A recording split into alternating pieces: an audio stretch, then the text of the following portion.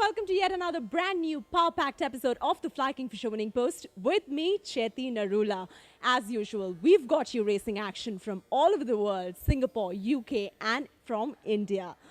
Now, field of 9 lined up for the Juddmonte International Stakes last week, and the attention was on the champion of the champions, Frankel. Let's take a look at the story.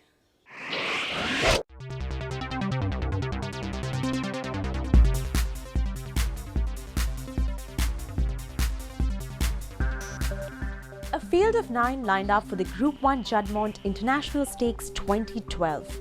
All the attention for this one was on the champion of the champions, Frankel. Frankel is owned by Khalid Abdullah's Juddmonte Farms. Frankel came into the Juddmonte International Stakes race undefeated in 12 starts. Frankel hadn't raced over a mile.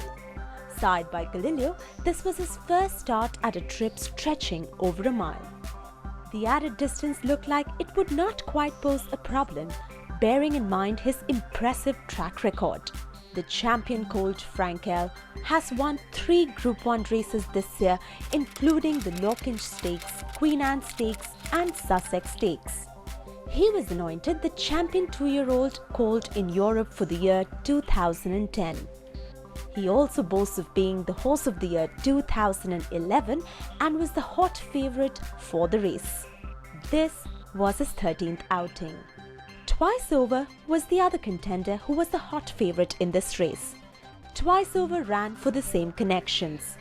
Twice Over was the winner of the Juddmonte International 2011 and ran third in the Breeders' Cup Turf at Santa Anita in 2009. They're off. And Frankel just missed half a beat, perhaps by design, restrained Queally the pink cap. They go through the first 100 yards of the 2012 Juddmonte International, and no surprise to see Bullet Train up there with Robin Hood in the dark jacket going up between horses and Windsor Palace against the fence close up. And at the end of a furlong and a half, it's Shamey Heffernan and Robin Hood who move on to set the pace, chased by Windsor Palace with Bullet Train settling off them in third place. A truly run affair. Into the straight they come, the pace setter still Robin Hood and Windsor Palace crossing towards the near side down to the last half mile. Robin Hood followed by Windsor Palace, both ridden along trying to stay in front as long as they can. Frankel is drawn away towards the extreme left, tracking St Nicholas Abbey, who's under a patient ride from Joseph O'Brien. Down inside the 3 they come, and now the race develops. Frankel breezes up on the near side with Queally sitting motionless, and here he goes down to the final 2 into unknown territory. Fahar is taking his effort in the centre. St Nicholas Abbey a length and a half to make up, but Frankel, Queally shakes the reins. The response is immediate down to the last furlong, and Frankel bounds clear, and this is all over. Frankel scorching away this perfect mix of poetry and destruction, this glory of rhythm, power and majesty. The undisputed champion of the world, Frankel, wins the Juddmonte International, and it's 13 out of 13. A head bob for second, St Nicholas Abbey and Fahar. Bullet Train was next, and they're followed home by Twice Over. Well, now what can one say about Frankel? He's just proved yet again that he truly is one of the greatest horses that the world has ever seen. Now, his next target obviously is the one that everybody is talking about. The entire racing world is abuzz with the question as to whether or not he will go to the Prix de l'Arc de Triomphe in October. Just taking a look at that, let's analyze his race first. He won the 10 furlong race, the first time he was running 10 furlongs in his life, with great ease. Absolutely not a hair out of place, and he's hammered a multiple Group 1 winning field. St Nicholas Abbey will be more effective over a mile and a half, but it looks unlikely that he's good enough to beat a horse like Frankel. If Frankel were to run the Arc, he's going to have to take on Nathaniel, who possibly will take a tilt at the Arc as against going to the Champion Stakes, which is the second option for Frankel. Nathaniel was beaten by Frankel by half a length, the closest any horse has ever come to him on debut. But since then, I think Frankel has just gone on to do so much better, not to take away from what Nathaniel has achieved with the King George and Eclipse victory. You'll have Dane Dream, who was the winner of last year's Arc, who also seems to be in very good form right now. And possibly the excitement will arise from the fact that if Camelot were to win the St. Leger, win the Triple Crown, and then take a tilt at the Arc, you'd probably have a great matchup between two unbeaten horses. when Frankel does retire, which is after his next race, whether it's the Champion Stakes at Ascot or the Arc in Paris, his legacy will remain intact no matter what were to happen. However, I do believe that all his races having won in England, the debate down the road, 5 years down the road, 10 years down the road, when people question how great Frankel really was, they'll always wonder what would have happened had he raced overseas. For me, I think he has very little to lose going to the Arc. I think he'll stay a mile and a half. He's got the pedigree to do so, and he's got the temperament these days to do so as well. I think it'll be the end of a great career if he were to go to Paris and win the Arc. He will prove to me, at least, that he is by far the greatest racehorse that the world, or at least for that matter, Europe, has ever seen. When you compare him to horses from the United States, whether it's a Secretariat or Man o' War, let's not forget that those horses were beaten in their career. Frankel, if he wins, will retire unbeaten. This unbeaten colt Frankel won the Juddmonte International to remain unbeaten. At the winning post, this champion colt Frankel won the Juddmonte International 2012 to Godolphin's Far at 10-1 in the second place and Ballydoyle St. Nicholas Abbey at 5-1 in the third place. Frankel had been the slowest out of the gate. He also found himself caught in the middle of the field in the opening stages, but eventually ran past the wire to keep his unbeaten record intact. This British thoroughbred racehorse Frankel has had 13 wins from 13 outings, and of course it is the winner of the Juddmonte International Stakes as well. Time now to look at the pedigree analysis of this champion horse, Frankel. Frankel, the champion horse unbeaten from 13 starts, was foaled in the year 2008 and rightfully stands as the highest rated racehorse in the world.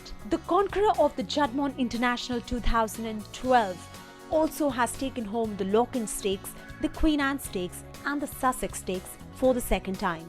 In the month of August, Frankel was progressed to 1.25 miles for the first time and won the International Stakes at York. Frankel is a bay horse who has been bred by Juddmonte Farms and also trained by the veteran trainer to have ever graced the turf, Sir Henry Celil. Owned by Prince Khalid Abdullah, this champ is named after the renowned American trainer Bobby Frankel. Frankel is sired by Galileo and out-of-listed sprint winner Kind. His dam, Kind, has foaled 3 horses and have won group races. Frankel's 3-part brother Bullet Train has been the winner of the Group 3 Lingfield Derby trial. His full brother, Noble Mission, after winning the listed Newmarket Stakes and finishing second in the Group 2 King Edward VII Stakes at Royal Ascot, went to win the Group 3 Gordon Stakes at Glorious Goodwood. Both have been trained by Sir Henry Celil and owned by Prince Khalid Abdullah. As a descendant of the broodmare Circassa, Frankel is from the same branch of thoroughbred family 1K, which also produced the 2000 Guinness winner Don't Forget Me. Frankel is bred on the Galileo Danehill cross, a notable nick that is also apparent in the pedigrees of Group 1 winners Teofilo, Golden Lilac, Roderick O'Connor, Maybe and Sima de Triomphe. Frankel's sire Galileo is Europe's leading sire and is by one of the greatest sires of all time, Sadler's Wells. With a possible tilt at the Prix de l'Arc de Triomphe, Frankel may attempt the 1.5 miles for the first time in his life. His pedigree suggests that he will in fact stay. Apart from the fact that he is by Galileo, Sadler's Wells sire line, his broodmare sire is the stamina influence Danehill. Kind's dam is by Rainbow Quest, an Arc winner. To frank the point home, Frankel's dosage index and his profile is filled with stoutness. His profile is 5, 2, 15, 7, 1 with 8 stout points and his index is 0.94, typical of horses infused with stamina.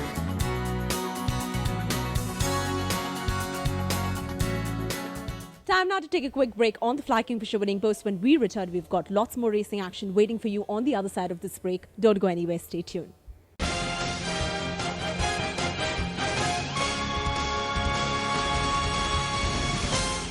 Welcome back. You're still with me on the Fly Kingfisher winning post.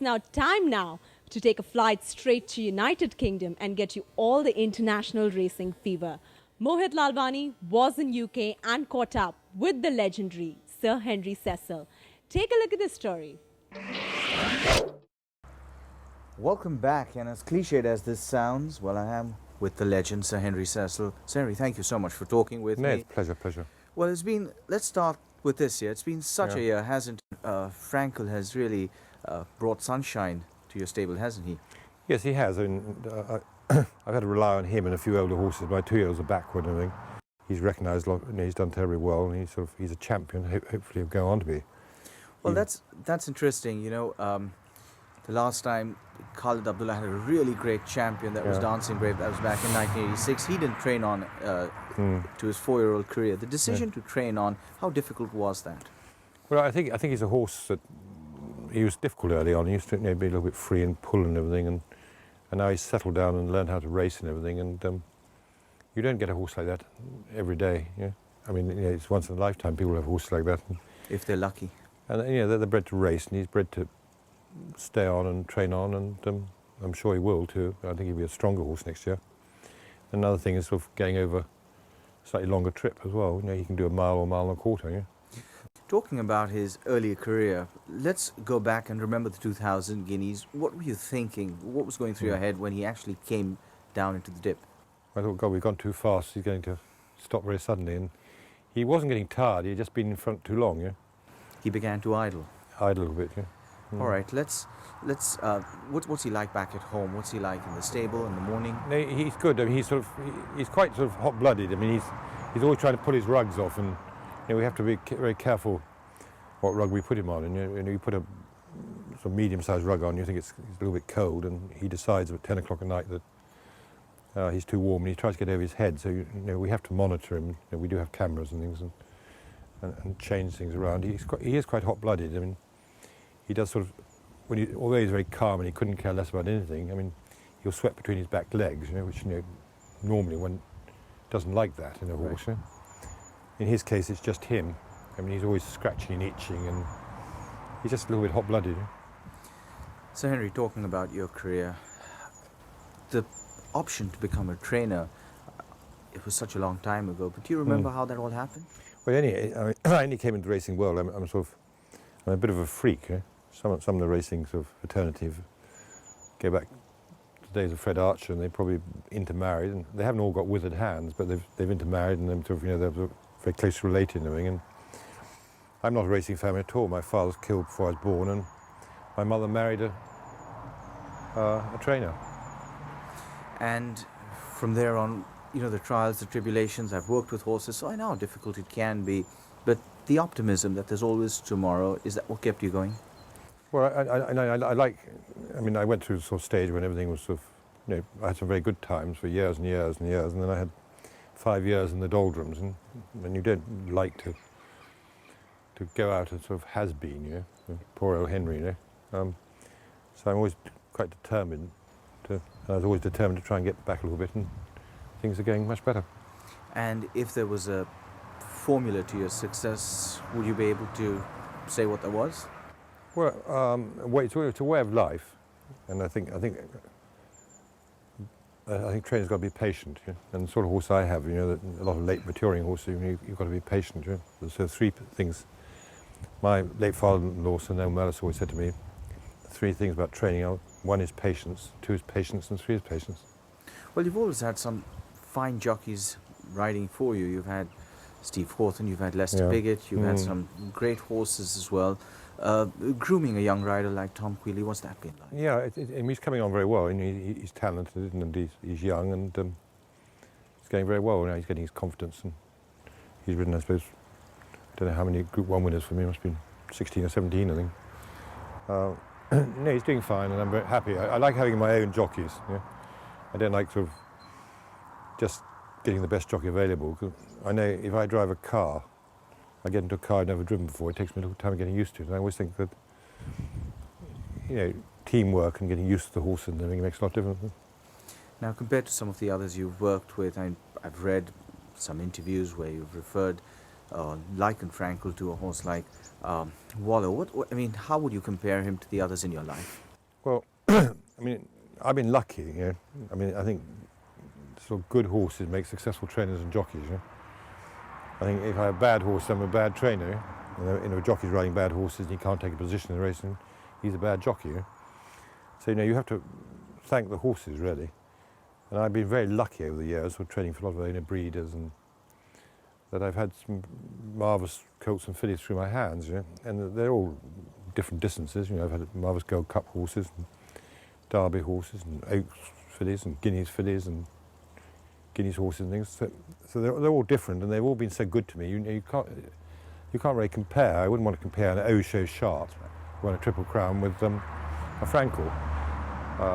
All I can say is Frankel is out of the ordinary, and as long as everything goes right and he stays sound, and there's every chance he'll be a much better horse next year.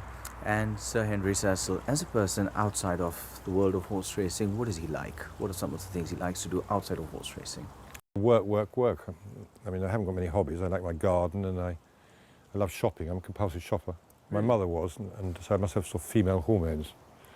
What But most men hate. Like to buy? Most men hate shopping. I mean, I'll shop in London all day long for a week.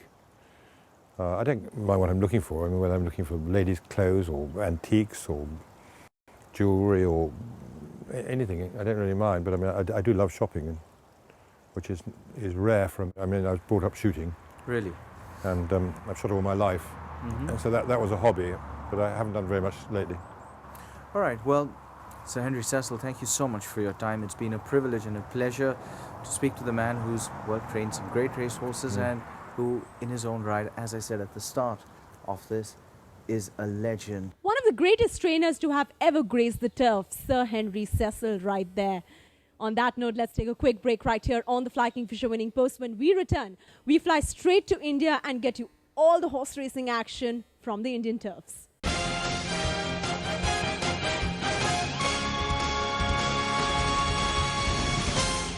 Welcome back. You're still with me on the Fly Kingfisher Winning Post. Time now to move into Indian horse racing. And of course, the Threpton Fillies and Mare Stakes at the Royal Western India Turf Club in Pune was a race to remember. Let's get a roundup of that story. Mahendra Malia now with all the racing action from Pune.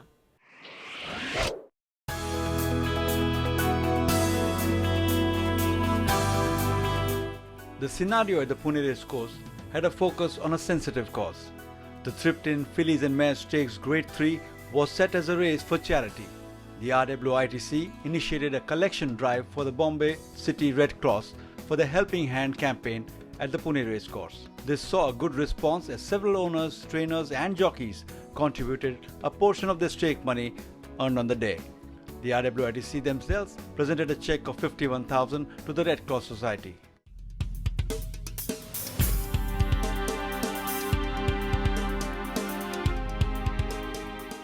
The lead up to the feature event on the day was the Gamble for Love trophy, and Alina was installed the hot favourite at half money. Although running after a layoff of 6 months, Alina was a thorough professional when the gates flung open.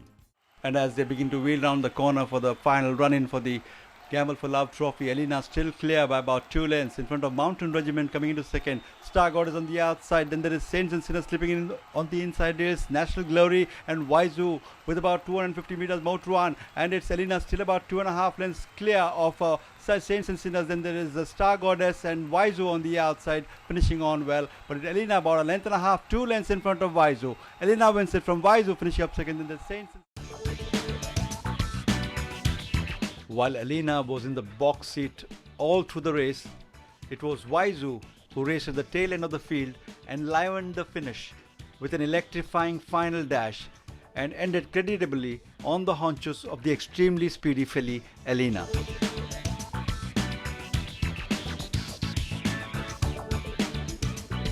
Mr. Vijay Shirke was the happy owner who collected the trophy for Alina, and he generously donated all his earnings for the day towards the Helping Hand campaign. He won 2 races, hence the contribution was substantial and the highest for the day.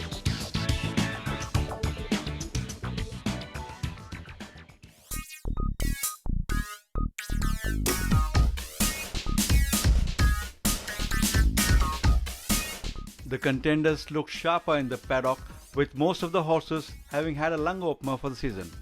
Volterra, however, was coming into this one with just a mock race for a prep, yet was the favourite mainly due to her decent showing in Bangalore. Alma Mater was next in demand and was quoted at 3-1, which was quite high a quote for her abilities. The rest were at 10s or longer.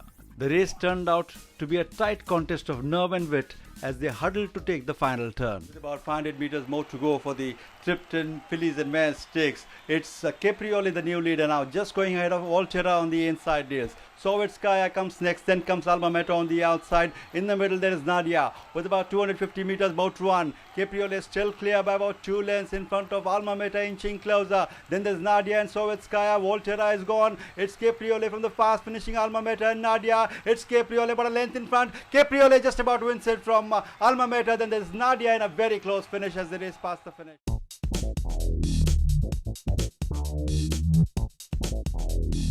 Caprioli had the services of jockey A. Sandesh, who is in sublime form. Sandesh yet again proved a thorn in Alma Mater's flesh as he outwitted the classy filly for the second time this season. Caprioli took off soon in the straight and stayed ahead, fighting all the way, doing extremely well to ward off a stiff challenge from the great Alma Mater.